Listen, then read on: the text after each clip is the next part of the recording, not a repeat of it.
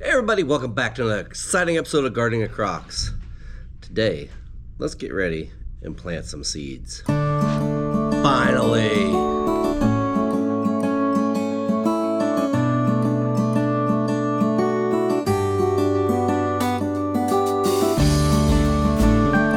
It is February and we are finally ready to get some seeds going. Tonight I'm going to plant some tomato seeds. And I'm going to show you how I do it. Now, this is not the end-all, be-all way of doing this, but this is the way that I like to do things. So, to start off, you first off are going to need a few things. You're going to need a seed packet. You're going to need a container in which to put these seeds in. And you'll also probably need a container that you're going to water the seeds in. And then it helps to have a clear cover that goes over the seeds. And of course, you're going to need some type of potting mix or soil. You can either do this on your own or go to the store and get some. I picked up a bag just for show here. This is kind of what you probably need as a seed starting mix. It's got peat moss, vermiculite, and perlite in it. Basically, it's kind of a soil with no nutrients and stuff in it. And you do want to get that stuff wetted down. That stuff was extremely, extremely dry. So make sure you moisten it down. And a good way of telling that when you moisten it down, you should be able to make a clump in your hand and just have it gently fall apart in your hand. The other thing is that you could do is you can go out and buy this stuff. Those bags are kind of expensive. So what you can do is you can buy bigger bags. A lot of times I go out and I'll buy a big bag of peat moss compost and some perlite and just mix it all together or different things like that.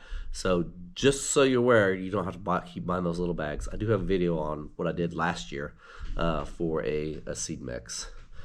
So basically you just want something that's light and fluffy that you can put your seeds into that holds water pretty well, so that way your seeds aren't drowning, but yet they stay moist.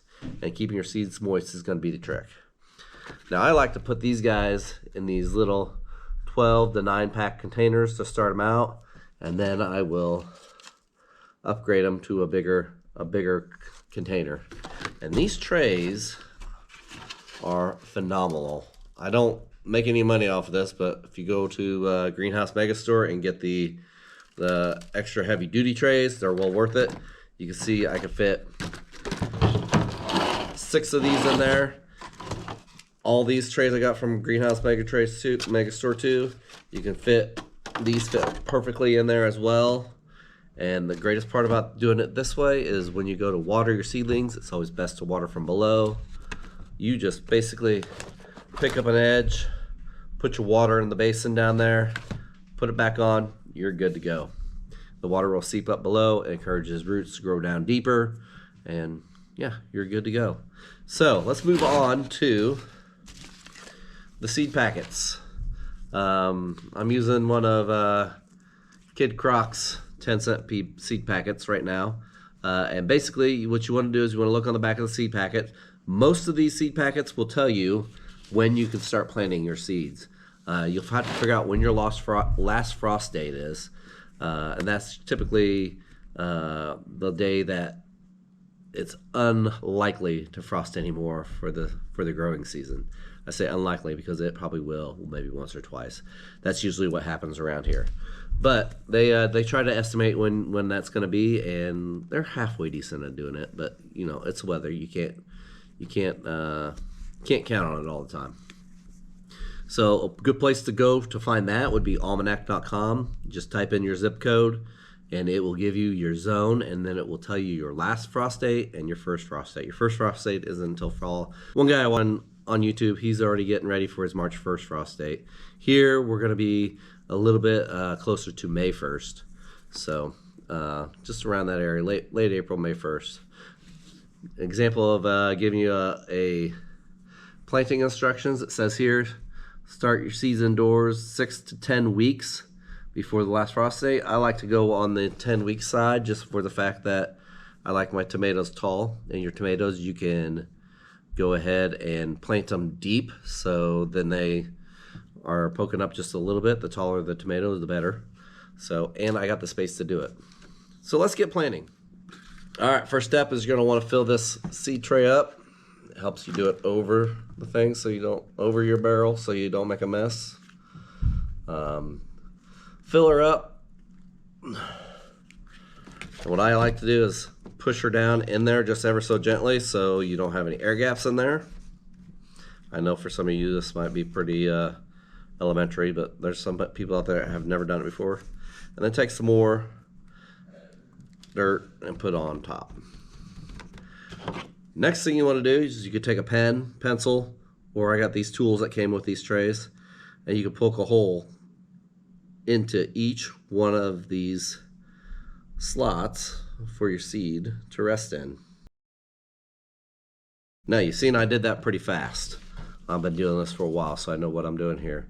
But what you want to do is you want to look at the seed packet as well, and it will tell you your planting depth. Different seed packets have different things on there, but your planting depth is going to be, for the beefsteak tomatoes, it's going to be 1/4 of an inch into the soil.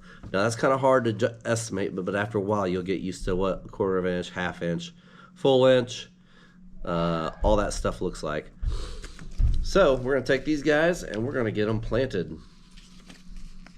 It's as simple as putting 1 seed per hole. Sometimes, I shouldn't say 1 seed per hole. If you have a seed packet that you're not sure if you're going to get good germination out of, sometimes it doesn't hurt to do 2 seeds per hole. Plant 2 per hole, you can easily go through and pick the stronger seed or stronger plant and take the other plant out of the hole.